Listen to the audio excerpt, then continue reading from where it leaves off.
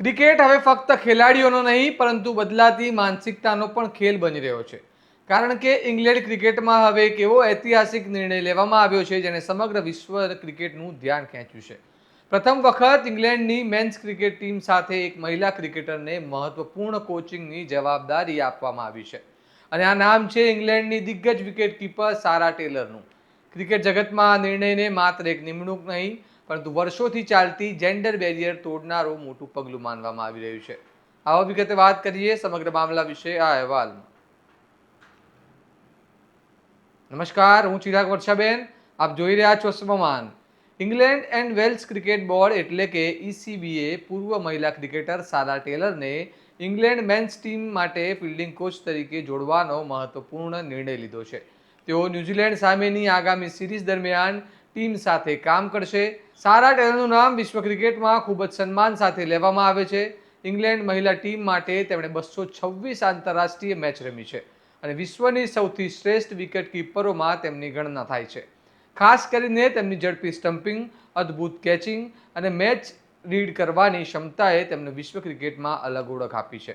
હવે ECB ઈચ્છે છે કે સારા ટેલરનો આ જ અનુભવ અને ટેકનિકલ સમજ ઇંગ્લેન્ડની પુરુષ ટીમના ફિલ્ડિંગ વિભાગને વધુ મજબૂત બનાવે.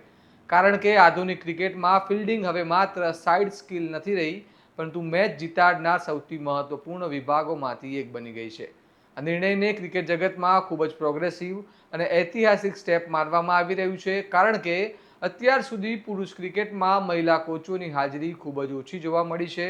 તો કે છેલ્લા કેટલાય વર્ષોમાં મહિલાઓ ધીમે ધીમે મેન્સ ક્રિકેટને સપોર્ટ સ્ટાફ અને એનાલિટિક ભૂમિકાઓમાં પ્રવેશી રહી છે. ખાસ વાત એ છે કે સારા ટેલર પાસે પહેલાથી જ કાઉન્ટી ક્રિકેટ અને ફ્રેન્ચાઇઝ ક્રિકેટમાં કોચિંગનો અનુભવ છે. ખેલાડીઓ સાથે તેમની કમ્યુનિકેશન સ્કિલ અને ગેમને સમજવાની ક્ષમતાને વધુ વખાણ મળ્યા છે, જેના કારણે ECBએ હવે તેમના મોટી જવાબદારી સોંપી છે. પરંતુ આ સમગ્ર ઘટનાક્રમ હવે એક મોટો સવાલ ઊભો કરી રહ્યો છે.